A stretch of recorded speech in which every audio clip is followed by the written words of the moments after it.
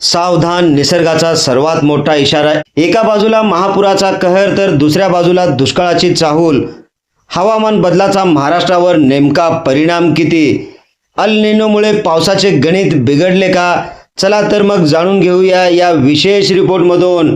नमस्कार, मी बंदगी NGTV Marathi news चॅनलमध्ये तुम्हा सगळ्यांचं सहर्ष स्वागत करतोय. आपण पाहत आहात महाराष्ट्राचा बुलंद आवाज NGTV मराठी न्यूज.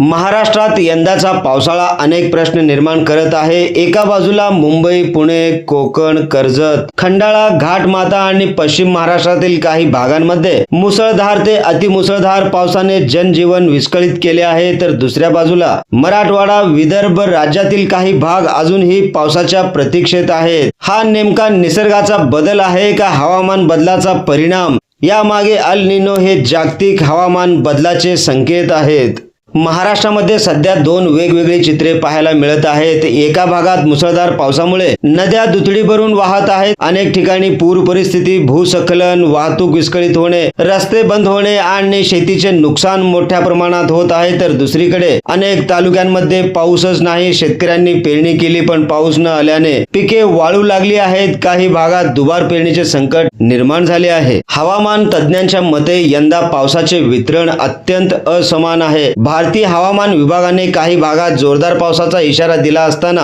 काही भागांमध्ये पावसाची कमतरता कायम राहण्याची शक्यता देखील व्यक्त केली आहे. याचा अर्थ संपूर्ण राज्यात सारखा पाऊस पडेलच असे नाही. आता प्रश्न हा उपस्थित होतो, अल निनो म्हणजे नेमकं काय?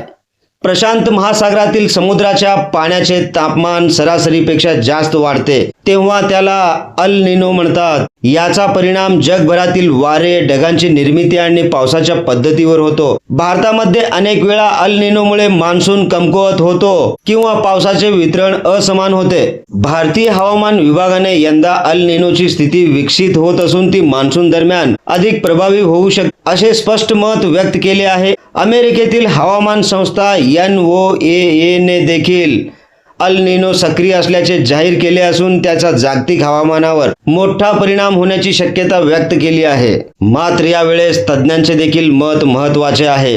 अल निनो म्हणजे प्रत्येक ठिकाणी दुष्काळ पडेलच असे नाही. काही भागांमध्ये अतिवृष्टी तर काही भागांमध्ये पावसाचा मोठा तुटवडा निर्माण होऊ शकतो. गेल्या काही वर्षात हवामान बदलाचे परिणाम अधिक स्पष्टपणे दिसू लागले आहेत. पूर्वी सलग आणि नियमित पडणारा पाऊस आता काही तासात किंवा काही दिवसात मोठ्या प्रमाणात कोसळतो. यामुळे पूरस्थिती, भूस्खलन, शेतीचे मोठे नुकसान, दरडी कोसळणे असे एक ना अनेक प्रकारचे धोके निर्माण होताना दिसत आहेत.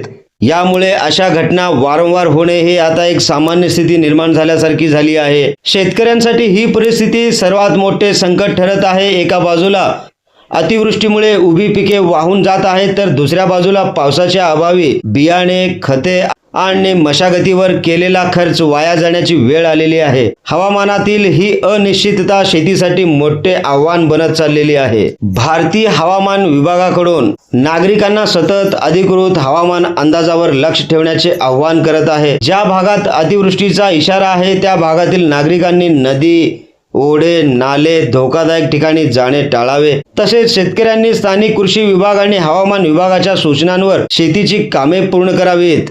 हवामान बदल आणि अल निनो यामुळे महाराष्ट्रासह देशभरात पावसाचे चित्र पूर्णपणे बदलताना दिसत आहे. मात्र प्रत्येक मुसळधार पाऊस किंवा प्रत्येक दुष्काळाचे कारण केवळ अल निनो नसते. स्थानिक हवामान व्यवस्था आणि कमी दाबाचे पट्टे, समुद्राचे तापमान, इतर अनेक घटक देखील तेवढीच महत्त्वाची भूमिका बजावताना दिसत आहेत. अधिकृत हवामान अंदाजावर विश्वास ठेवा, अफवांपासून दूर राहा आणि सुरक्षित राहा.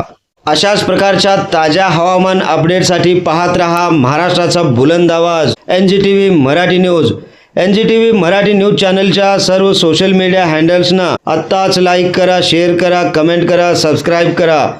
सगळ्यात महत्त्वाचं म्हणजे बेल आयकॉन बटन दाबायला विसरू नका, जेणेकरून आपल्या भागातील देश विदेशातील सर्व ताज्या घडामोडी सगळ्यात आधी आपल्यापर्यंत पोहोचवल्या जातील. ब्युरो चीफ निजामशाह शेख सोबत बंदगी, NGTV मराठी न्यूज, सोलापूर.